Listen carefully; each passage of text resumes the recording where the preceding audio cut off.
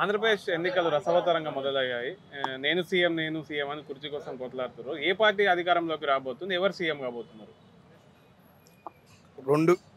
మన ఆంధ్ర రాష్ట్రం విడిపోయినప్పుడు కాంగ్రెస్ పార్టీ ఆంధ్రప్రదేశ్ని అత్యంత దారుణంగా విడదీసి, కుక్కల చింపిన విస్తరలాగా విడదీసి, రాజధాని ఏది అనేది కూడా చెప్పకుండా వదిలేసినప్పుడు అందరూ కూడా చంద్రబాబు నాయుడు గారికి ఎక్స్పీరియన్స్ ఉంది, ఆయన సరైన దశలో తీసుకెళ్తారని ఆయనకు ఛాన్స్ ఇచ్చాం.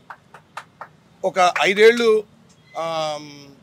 ఎక్కడా కూడా ఏది మనకు స్వాతంత్రం వచ్చిన తర్వాత ఎక్కడా కూడా 35,000 ఎకరాలు పూలింగ్ చేసినట్టు ఎక్కడా చేయలేని విధంగా ఆయన చేశాడు.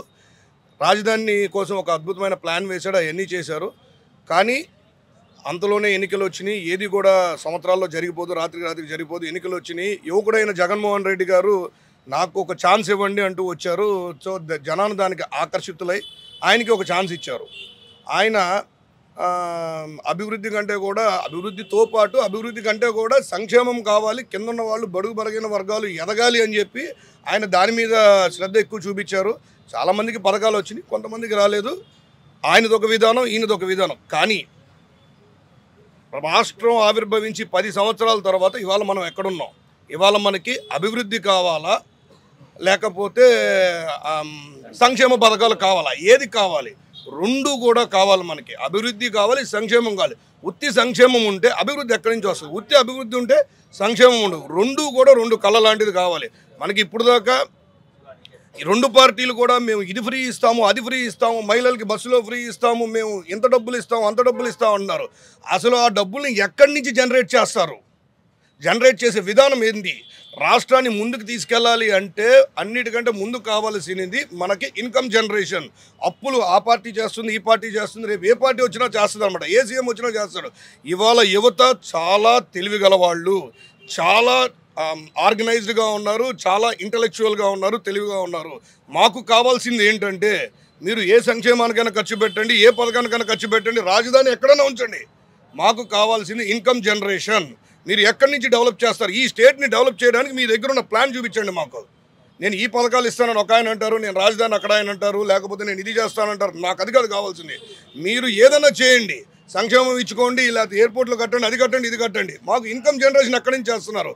ఇవాళ ఒక వ్యాపారస్తుడు పైకి ఎదిగితే తన ద్వారా కింద, ఇందాక మా సహోదరుడు చెప్పినట్టు 12 మందికి ఉద్యోగం ఇస్తున్నాడు ఆయన. 12 మంది కుటుంబాలు ఆయన వల్ల ఇవాళ నిలబడుతున్నాయి. ఆయన 12 నుంచి 24కి వెళ్ళాలి, 24 నుంచి 36కి వెళ్ళాలి. అది వెళ్ళాలి అంటే ఇక్కడ అభివృద్ధి కావాలి. ఒక్క అభివృద్ధితోనే మనం ముందుకు వెళ్దామని చెప్పట్లా, సంక్షేమం కూడా కావాలి. అది ఎక్కడి నుంచి చేస్తారు? ఒక ప్లాన్ అనేది తీసుకొని మా ముందుకు రావాలి. అది చంద్రబాబు నాయుడు గారు కానివ్వండి, జగన్మోహన్ రెడ్డి గారు కానివ్వండి, పవన్ కళ్యాణ్ కానివ్వండి, కేఏ పాల్ గారైనా పర్లేదు. మాకు కావాల్సింది అభివృద్ధి. మాకు ఫ్రీ ఒక్కటే కాదు, మేము మా కాళ్ళ మీద నిలబడతాము. ఇవాళ మహిళలు లేకపోతే ఏ రంగం కూడా ముందుకెళ్ళడు. వాళ్ళందరూ కూడా మ్యారేజ్ చేసుకొని స్వచ్ఛందంగా బయటకు వచ్చి వాళ్ళ కాళ్ళ మీద వాళ్ళు నిలబడుతూ ఉన్నారు. ఎందుకంటే వాళ్ళ ఫ్యామిలీని ముందుకు తీసుకెళ్ళాలి. హస్బెండ్ యొక్క ఒక్క శాలరీనే సరిపోదు అని గ్రహించి వాళ్ళు ముందుకు వచ్చి ఉన్నారు. అంటే ముందుగానే ప్లాన్ వేస్తున్నారు. అలాంటి ప్లాన్ ఏది మనకి? రెండు పార్టీలు కూడా కూర్చొని వాళ్ళ ఫ్యూచర్ ప్లాన్స్ ఏంటి, ఆంధ్రాని డెవలప్ చేసే బ్లూ ప్రింట్ కావాలి మాకు. ఆ బ్లూ ప్రింట్, మనం ఒక 200 గజాలు ఇల్లు కడుతుంటేనే బ్లూ ప్రింట్ లేకుండా మనం ముందుకెళ్తామా? 2-3 ఇంజనీర్లకు వెళ్తామా? అలాంటిది పురిటి నొప్పులతో బయటపడ్డ రాష్ట్రాన్ని ఇలాంటి స్టేజ్లో ఉన్నప్పుడు బ్లూ ప్రింట్ కావాలి మాకు. మీరు బ్లూ ప్రింట్తో ముందుకు రండి.